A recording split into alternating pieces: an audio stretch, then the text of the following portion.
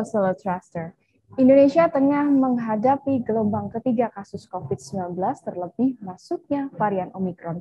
Tak tertinggalan dengan kota Solo yang juga mengalami lonjakan kasus yang cukup signifikan, bahkan menembus angka 1.000 kasus hingga minggu ini.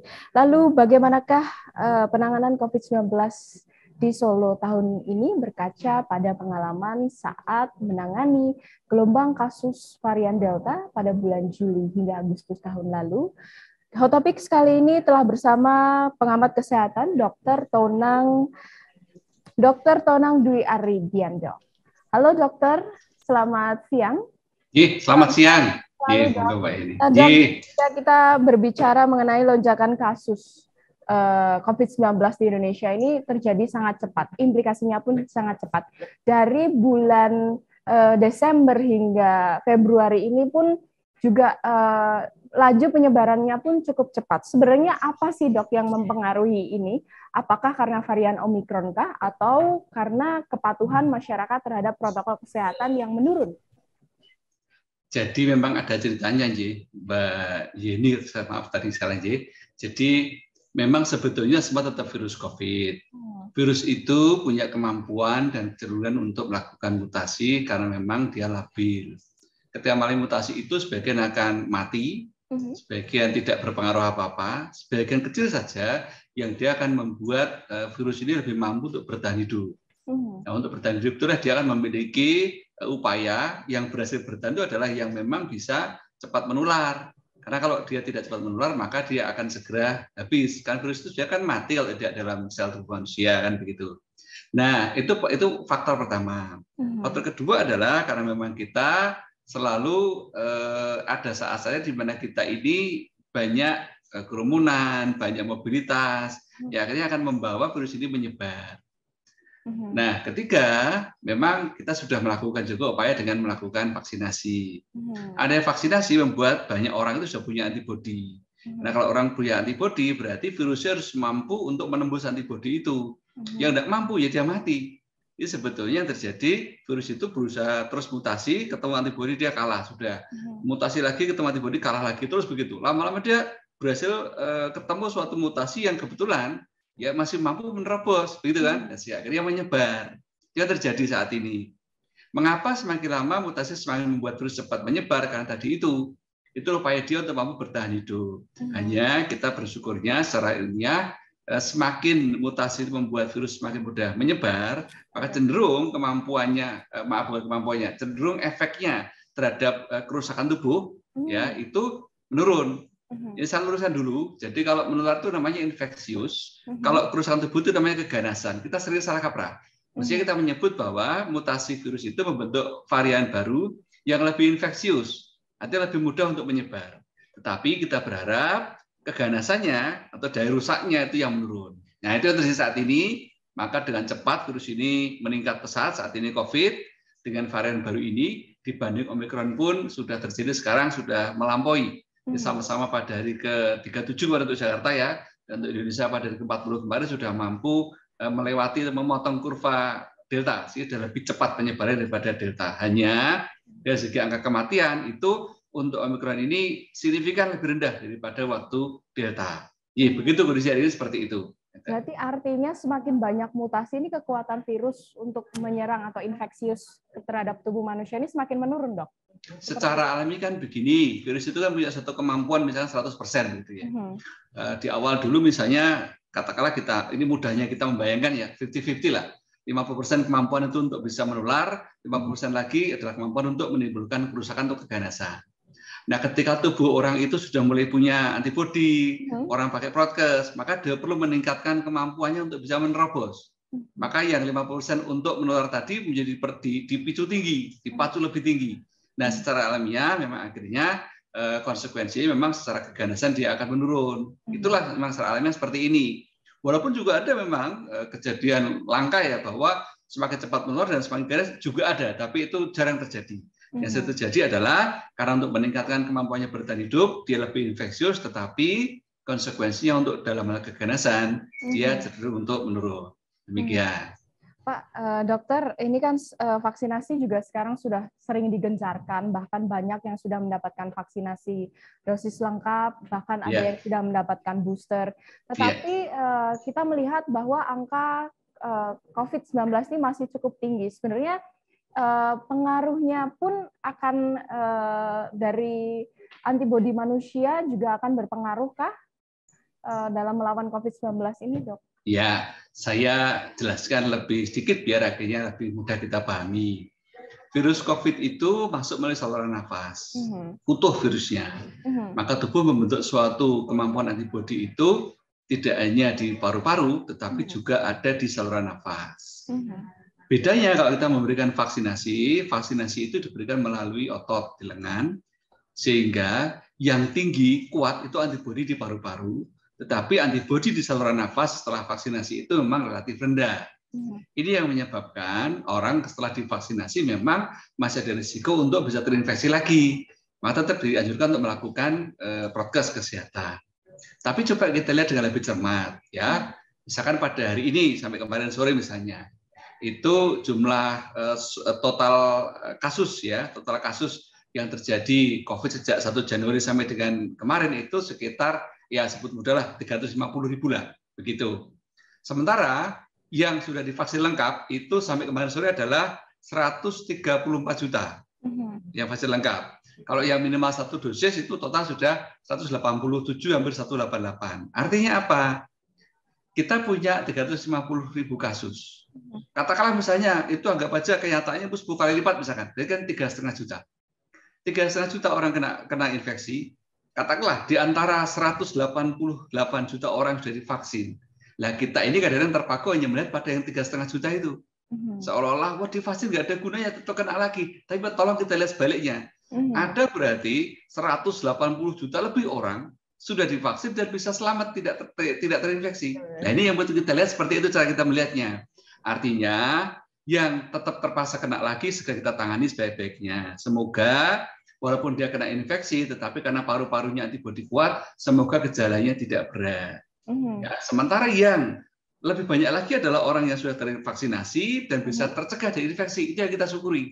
Ini tolong ya kita lihat lebih jernih supaya kita tidak terjebak. Ada yang tanya lagi, Dok, katanya kalau dari vaksin kan gejalanya lebih ringan, Dok. Tapi kok juga ada yang meninggal juga? Ya, namanya kita maksimalkan. Nah, memang pembentukan antibodi pada orang divaksinasi juga tentu dipengaruhi oleh kondisi masing-masing, kan begitu. Kalau kita masih seger, masih kuat, antibodi kita terbentuk kuat, ya kita kuat. Tapi kadang-kadang kan ya ada komorbid, ada juga yang responnya terhadap vaksinasi itu tidak kuat juga ada. Nah, karena kita tidak pernah tahu nih, Mbak ini termasuk yang mana, saya termasuk yang mana, ya cuma satu pilihannya. Ya kita tetap vaksin, percepat, tapi juga tetap jaga dari risiko penularan tadi. Itu yang kita lakukan saat ini demikian ini. Sampai nanti kita bisa melewati fase di mana sudah benar-benar sudah dapat dikendalikan. Hari ini barangkali orang bertanya, Dok, kenapa Swedia sudah, Dok? Kenapa Denmark sudah lepas, Dok? Kenapa UK sudah lepas dari itu sudah tidak pakai protokol lagi, Dok? Ya karena di sana itu vaksinnya sudah sangat tinggi. Cakupan vaksin di Inggris sudah 95% lebih. Dan negara-negara itu sudah 95% lebih vaksinasinya yang punya antibodi sudah tinggi sekali. Lah kita ini belum. Kita vaksinasi itu untuk yang lengkap baru 49%, yang satu dosis baru 69 hampir 70%. Ya belum. Udah kapan itu kan sudah 86,6% orang punya antibodi. Nah, penelitian waktu itu hanya mengatakan bahwa dia punya antibodi. Tetapi berapa kadarnya sebetulnya memang variatif sebetulnya. Variatif sebetulnya hasilnya inilah. Itu yang kita harus hati-hati supaya kita tidak terjebak. Loh, saya sudah kok kita belum ya karena kita belum sampai ke sana. Tapi yakinlah kalau kita sama-sama berusaha, sama-sama bergerak positif untuk mengenangani ini, sadar diri, jaga prokesnya, kita akan sampai ke sana pelan-pelan. Tapi tentu tidak sekarang. Ya, begitu Mbak Im. Berarti banyak faktor yang mempengaruhi ya, Dok ya? Penanganan pandemi, kenaikan lonjakan kasusnya. Pasti. Ya, ibaratnya kan begini. Tidak hanya vaksinasi dan saja. Sekarang Mbak ini sudah pakai helm, sudah berkendara dengan kendaraannya mesinnya sehat gitu ya. Kecepatannya sudah sesuai aturan. Rambu-rambu dipatuhi semua. Kok tetap ada yang kecelakaan ya? Ya karena faktornya di luar itu masih banyak. Kita pakai jas hujan, ya ini vaksinnya masih jas hujan. ya kita sudah berusaha membuat jas hujan yang rapat ya, tapi tetap aja sedikit-sedikit ada yang kena air sedikit, ya itulah bagian dari upaya kita ini. Ya maka itu kita tetap harus hati-hati ya, begitu. Dok, ini terkait vaksinasi, terus masyarakat sudah memiliki antibodi, tetapi belum diketahui seberapa besar atau angkanya antibodi tadi yang seperti Dr. Tonang paparkan. Lalu bagaimana penanganan lonjakan kasus kali ini, Dok? Apakah berbeda dengan waktu gelombang Delta di tahun lalu? Ya, jadi masyarakat tolong jangan terjebak. Mau Delta, mau Omikron, mau Alpha, mau Beta, mau Gamma, semua tetap COVID. Itu yang kita pegang. Begitu COVID, berarti sebetulnya cara ngedepinya sama, cara mencegahnya sama, cara terapinya sama. Sudah, itu yang kita pegang. Kita tidak perlu bertanya ini, saya kena COVID ini Omikron atau bukan ya? Tidak, sudahlah. Semua tetap COVID. Jadi sama dengan dulu, kayak yang tanpa gejala, ya kita isolasi di mandiri. Yang ringan juga mandiri. Obat-obatan kita coba nanti, sekarang sudah ada telemedicine, dari Kemkes, ada juga dari Puskesmas, ada.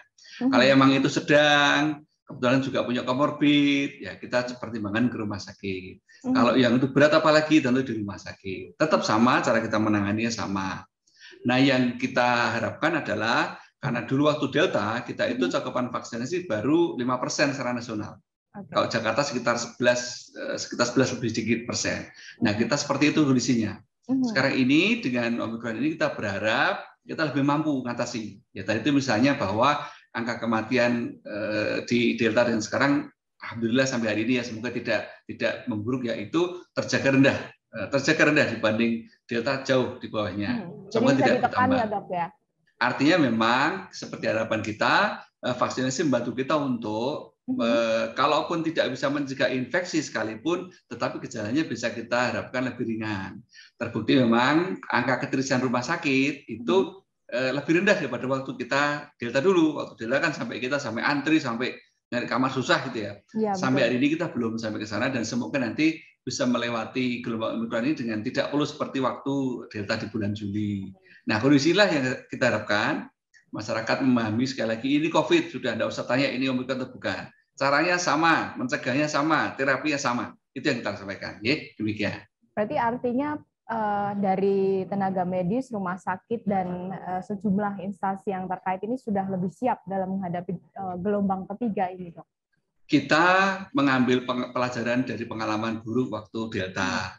Tentu sekarang di rumah sakit ada pengalaman-pengalaman buat kita lebih bisa hati-hati menentukan langkah. Hari ini rumah sakit itu prinsipnya adalah berharap yang terbaik, tapi bersiap untuk yang terburuk. Biasanya rumah sakit itu sudah punya cadangan bahwa oke, sekarang kita buka dulu satu bangsa misalkan. Tapi nanti begitu misalnya harus terjadi lonjakan, langsung dalam 24 jam siap untuk perluasan ruang COVID itu. Seperti itu cara kita sekarang. Dulu kita belum pengalaman kan, kita sampai terkaget-kaget ya kan, tiba-tiba buek sekali. Ya, sekarang ini sudah mulai ancang-ancang, itu ada tren, ada indikasi mau bertambah, segera kita naikkan lagi jumlahnya. Dan itu alhamdulillah kalau sampai hari ini masih dalam kendali, artinya masih belum sampai menimbulkan situasi yang seperti waktu Juli kemarin. Nah, ini semoga terjaga, semoga gelombang Omikron ini segera memuncak dan segera turun, maksud saya gitu ya. Jadi bukan berarti buruk, segera memuncak itu artinya segera mencapai maksimal dan segera turun. Jadi kita berharap bisa lebih baik daripada waktu Delta dulu. Kata Mbak Yeni. Ini Dok, menurut Dr. Tonang, bagaimana tren kenaikan kasus COVID-19 dalam belakangan ini, Dok? Baik, kalau misalnya kita sering memberikan grafik itu adalah membuat penyamaannya begini. Delta itu kita anggap mulai naik signifikan di 1 Juni 2021. Omikron ini kita anggap mulai signifikan naik pada 1 Januari 2022. Dihitung dari tanggal-tanggal itu, maka saya sampaikan tadi, memang kecepatan pertambahan di Omikron ini lebih tinggi daripada Delta. Jadi kita lihat bahwa pada hari ke-37 Jakarta sudah terjadi bahwa sudah melampaui waktu Delta. Secara nasional kemarin pada hari ke-40 sudah terjadi bahwa angka mingguan kita itu memotong kurva. Artinya kurva Delta terpotong dengan kurva Omikron, sehingga berarti Omikron ini lebih cepat berkembangnya. Ya, hanya kita masih berharap semoga puncaknya Omikron nanti semoga tidak setinggi Delta. Ya, semoga tidak setinggi Delta. Kalau kita lihat pengalaman di India, ternyata puncak dari Omikron ini masih sedikit di bawah Delta. Mereka memuncak pada pekan ketiga Januari, tanggal 20 Januari waktu itu, setelah itu dia turun. Ya. Kita ini, Indonesia ini mulai melaporkan kasus pertama Omikron, itu kalau India tanggal 3 Desember, kita tanggal 16 Desember, sekitar 2 pekan, ya 2-3 pekan lah gitu jaraknya. Nah, semoga kalau mereka puncak di tanggal 20 Januari, ya harapan kita semoga kita juga bisa segera puncak ini, katakanlah ya, di Februari ini segera memuncak, dengan harapan segera menurun nanti, setelah itu menurun. Karena memang gelombang COVID itu selalu kan memuncak dan menurun kan begitu. Nah, kita sekarang ini berharap justru bukan berharap jelek, tapi berharap kalau segera memuncak itu segera menurun lagi, itu yang kita harapkan sama-sama. Nah, tren bahwa lebih cepat naik itu juga ada sisi dalam tanda kutip ya, bukan mensyukuri musibah, tetapi kalau udah cepat naik, bisa juga cepat turun. Waktu Delta itu naiknya lebih lambat daripada Omikron, dan nanti turunnya juga lebih lambat. Semoga kalau Omikron ini naiknya lebih cepat, turunnya juga lebih cepat. Harapan kita demikian. Artinya Dok, dengan kesiapan medis yang sudah lebih baik dalam penanganan lonjakan kasus, masyarakat yang sudah divaksin, berarti saat ini masyarakat tak perlu khawatir begitu Dok akan terjadinya gelombang ketiga COVID-19? Orang itu boleh tidak khawatir setelah kita berusaha maksimal. Jadi mari kita berusaha maksimal dari segi vaksinasinya, dari segi prokesnya, dari segi menghindari kerumunan yang tidak perlu atau bisa dihindari, itu kita hindarkan. Di titik ini saya harus luruskan dulu. Kalau kegiatan ekonomi kebutuhan kita lakukan dengan prokes yang ketat.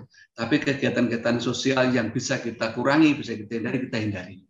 Nah, berikutnya setelah kita optimal, maksimal berusaha, baru kita tawakal, istilah kita berserah diri pada Yang Maha Kuasa. Nah, kita boleh katakan kami tidak khawatir yang sudah berusaha maksimal. Selanjutnya semoga nanti sesuai harapan kita tadi. Tapi yang selalu saya katakan bahwa dalam menghadapi pandemi itu kita selalu berpegang pada berharap yang terbaik, tetapi bersiap untuk yang terburuk. Harapan baik kita tadi itu bahwa Omikron segera memuncak di pertengahan Februari nanti, setelah itu akan diikuti penurunan harapan kita. Itu harapan kita terbaik demikian, melihat berkaca pada pengalaman negara-negara lain. Tapi tentu kita tidak boleh kemudian mengatakan tenang, santai, tidak. Kita tetap harus waspada, menyiapkan. Kita di rumah sakit, saat ini kita menyiapkan sekian tempat tidur. Tapi sudah kita siapkan skenario bahwa kalau nanti begitu ada ledakan, langsung kita rubah semua, sebaik mungkin jadi tempat tidur COVID, itu seperti itu sudah kita siapkan. Itu barangkali akan membantu masyarakat untuk lebih tenang, karena di kota seperti Jakarta pernah terjadi kekhawatiran bahwa masyarakat yang sebetulnya masih dalam taraf tanpa gejala atau ringan kena COVID itu tergopoh-gopoh ke rumah sakit, pengennya di rumah sakit. Ya kita pahami, tentu karena khawatir waktu kejadian bulan Juli dulu sampai susah nyari kamar. Tapi kemudian kita sampaikan bahwa dari pengalaman kita menjalani sekitar sebulan Omikron kemarin, memang rata-rata gejalanya ringan, angka kematiannya rendah, sehingga mari kalau memang masih diperiksa dokter kok ternyata masih bisa isolasi di luar rumah sakit, supaya tetap di luar rumah sakit, supaya tempat tidur rumah sakit itu masih tersedia untuk nanti yang memang benar-benar membutuhkan. Nah, titik itulah kita katakan kita berusaha maksimal, setelah itu kita berserah diri pada Yang Maha Kuasa, dan kita tidak khawatir. Begitu. Dokter, terakhir ini dokter, apa yang harus dilakukan masyarakat dan juga pemerintah agar sama-sama kita mampu bersinergi untuk menghadapi menghadapi pandemi ini bersama-sama? Setiap orang itu punya tanggung jawab. Setiap orang punya kewajiban memberikan keteladanan. Seberapa besar tanggung jawab dan keharusan beri keteladanan itu tergantung dari seberapa besar juga kewenangan yang kita punya. Tapi yakinlah bahwa setiap orang punya kewajiban itu, maka mari kita penuhi. Kita tidak perlu terjebak pada saling silang kata atau mungkin ada unsur saling mengkritik dan sebagainya. Kita jaga diri kita tunjukkan bahwa kita berusaha maksimal mencegah COVID ini. Nanti pada akhirnya kalau semua orang seperti itu, maka kemampuan kolektif kita akan terbentuk untuk mampu menahan COVID ini. Yakinlah bahwa vaksinasi orang per orang itu baru satu poin. Mbak Yeni kuat, saya kuat, itu belum cukup. Yang cukup adalah kita semua kuat bareng-bareng, maka kita akan mampu untuk mencegah penyebaran Omikron, maupun barangkali nanti ada varian yang lain pun kita tetap mampu mencegahnya. Artinya semoga kita semua sehat, tetap semangat, hati-hati, tapi tidak perlu menjadi terlalu khawatir. Terima kasih Mbak Yeni. Terima kasih Dokter Tonang atas waktunya untuk berbincang dengan solotrust.com hari ini. Salam sehat selalu Dokter. Matur nuwun. Demikian Solo Truster perbincangan kami dengan Dr. Tonang. mengenai bagaimana penanganan COVID-19, khususnya di gelombang 3 saat ini. Terus perbarui informasi Anda di solotrust.com. Saya Brigita Zening, sampai jumpa.